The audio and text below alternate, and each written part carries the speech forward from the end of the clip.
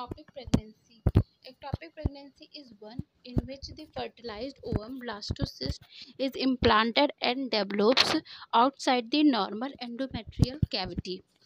तो ectopic pregnancy में जो ब्लास्टोसिस्ट होता है या फर्टिलाइज्ड ओवम होता है वो एंडोमेट्रियल कैविटी के अलावा जो जहाँ पे नॉर्मल एंडोमेट्रियल कैविटी उसके अलावा उसका इम्प्लांटेशन कहीं और हो जाता है. Ectopic pregnancy contributes to the cause of maternal mortality and morbidity in the first trimester of pregnancy. It accounts for 4 to 10% of all pregnancy related death. फिर उसके बाद है इसकी etiology. etiology में है salpingitis and pelvic inflammatory disease PID increase the risk of ectopic pregnancy by 6-fold to 10th-fold. एक और topic है आगे का, loss of सीलिया of the leaning epithelium and impairment of muscular peristalsis. तो सीलिया जो होता है, अगर सीलिया नहीं रहेगा तो जो ओवम रहेगा, फर्टिलाइज ओवम या फिर ब्लास्टोसिस्ट रहेगा, उसके मूवमेंट में जैसे बाधा आएगी, तो उससे वजह से जो जहाँ पे उसको इम्प्लांटेशन होना चाहिए था उसकी जगह पे वो कहीं और हो जाएगा. सेकेंड है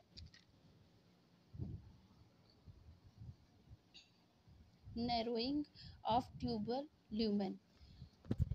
C point, formation of pockets due to adhesion between muscular fold and peritubular adhesion. ये सब जो उसके ब्लास्टोसिस्ट जो होते हैं उसके मूवमेंट को अफेक्ट करते हैं. Chlamydia ट्रैकोमाइटिस infection increase risk factor. Salpingitis ischemica nodosa increased risk factor. Smoking increased risk. Affect cilia and smooth muscles function in the fallopian tube. दूसरा है एट्रोजेनिक, से भी etiology में आ रहा है. फर्स्ट है कॉन्ट्रासेप्शन फेलियर. ए है intrauterine device IUD. Relative increase in tubal pregnancy 7 times more. B. Sterilization operation. Due to sterilization failure, 15 to 50% chance of being ectopic if pregnancy occur. C. Use of progestin only pills. फिर उसके बाद है second tubal surgery. Third intrapelvic adhesion following pelvis surgery.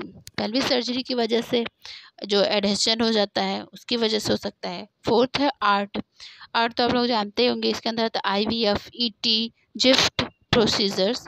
And fifth है others. Previous ectopic pregnancy, previous induced abortion, development defect of the tube and transperitoneal migration of the ovum. फिर इसके बाद type तो बहुत इंपॉर्टेंट है. Ectopic pregnancy according to the site of implantation, मतलब जहाँ पे जो ब्लास्टोसिस्ट हो रहा है उसका इम्प्लांटेशन जहाँ पर उसके हिसाब से इसके टाइप बांटेंगे. साइट ऑफ इम्प्लांटेशन, इंट्रायूटेराइन और यूटेराइन.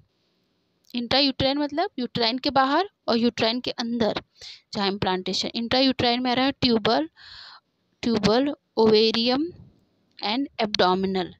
और यूटेराइन में है cervical, angular, cornual and caesarean scar. इसके परसेंटेज भी लिखे हैं कि कितने इसके परसेंटेज चांसेस मतलब कितने हैं. फिर ट्यूबल में आ गया ampulla, isthmus, infundibulum and interstitial. तो जो फैलोपियन ट्यूब होते हैं ये उन्हीं के पार्ट हैं, तो आप लोग जानते होंगे. एब्डोमिनल में प्राइमरी एंड सेकेंडरी. प्राइमरी में आ गया इंट्रापेरिटोनियल, एक काफ़ी कॉमन होता है. और एक होता है सेकेंडरी में सेकेंडरी में ही एक्स्ट्रा पेरिटोनियल ब्रॉड लिगामेंट में, ये रेयर होता है केस. फिर उसके बाद इसके आगे clinical features of ectopic pregnancy. 3 distinct types are described. Acute tubal rupture or abortion, दूसरा unruptured, तीसरा subacute, chronic और old. Acute ectopic pregnancy less common होता है, about 30% associated with case of tubal rupture or tubal abortion with massive intraperitoneal hemorrhage. तो ये main एक जो cases होता है वो किससे एसोसिएट होता है, ट्यूबर रप्चर और ट्यूबर अबॉर्शन जो जिनमें होता है उनमें। एज जो होता है वो 20 से 30 साल की उम्र में ज़्यादा आ जाता है। और परसिस्टेंट यूनिलैटरल अनइजीनेस, इसमें परसिस्टेंट यूनिलैटरल अनइजीनेस पाया जाता है।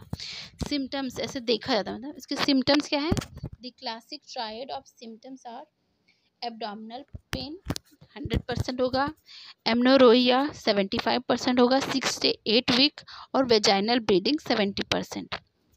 इसके साइंस क्या है, साइन है जनरल लुक क्या है, lies quite conscious look blanched, ये होगी उसके जनरल लुक।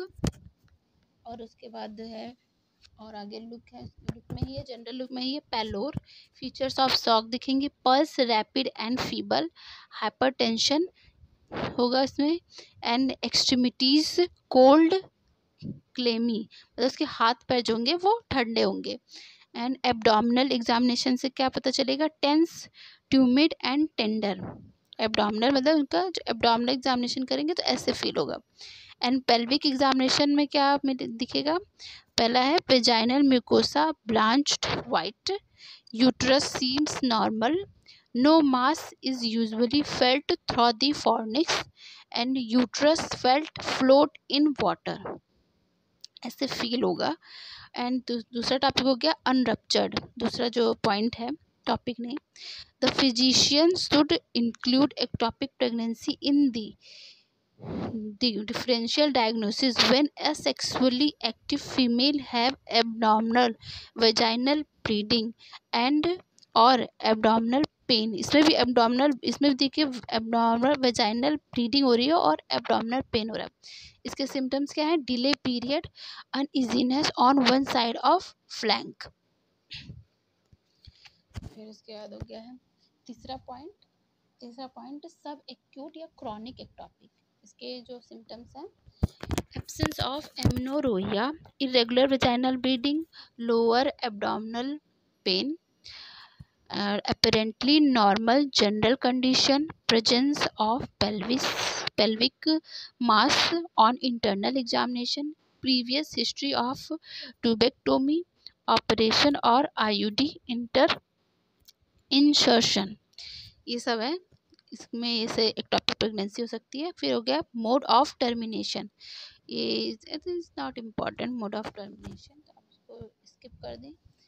फिर हो गया डायग्नोसिस, इसकी कैसे करते हैं। डायग्नोसिस में पहला हार्मोनल एस्टिमेशन, एससीजी करेंगे तो एडवांस प्रेगनेंसी इंक्रीज, एससीजी जो होती है वो जो एडवांस प्रेगनेंसी उसमें बढ़ी हुई होती है, लेकिन एक्टोपिक प्रेगनेंसी में एससीजी जो होती है वो घटी हुई होती है, एस्ट्रोजन घटा हुआ होता है, प्रोगेस्टेरॉन भी घटा हुआ होता है। और दूसरा है नो इंक्रीज यूटेराइन हाइट, क्योंकि जो इम्प्लांटेशन होता है ये यूट्रस में तो हो रही नहीं रहा, तो उसकी कोई इंक्रीजमेंट नहीं होती है, यूटेराइन हाइट की कोई इंक्रीजमेंट नहीं होती है। तीसरा है कल्डोसेंटेंसिस, और फोर्थ है सोनोग्राफी। तो थैंक यू।